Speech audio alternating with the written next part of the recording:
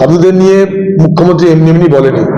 সাধুদেরকে গালাগালি করার মাধ্যমে বাংলার মুখ্যমন্ত্রী ওনার পায়ের তলা থেকে হারিয়ে যাওয়া তৃণমূল ভোটটাকে তিনি দখলে রাখতে চাইছেন। ভাবছেন সাধু সন্তের গালাগালি দিলে সংখ্যালঘু মানুষ খুশি হবে, আমাকে ভোট দিবে।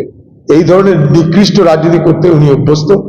আমার একটাই বক্তব্য, না প্রধানমন্ত্রী না মুখ্যমন্ত্রী ভোট যখন মানুষের সমস্যা নিয়ে, মানুষের ভালো মন্দ নিয়ে আলোচনা হোক, ভোটের সঙ্গে ধর্মকে মিশিয়ে দিয়ে মাখিয়ে দিয়ে এই কি রাজনীতি হচ্ছে বাংলায়, আমরা তা দেখে অত্যন্ত দুশ্চিন্তাগ্রস্ত হচ্ছে। এই কারণে বাংলার মানুষ এই ধরনের সাম্প্রদায়িক রাজনীতির সঙ্গে এর আগে পরিচিত ছিল না।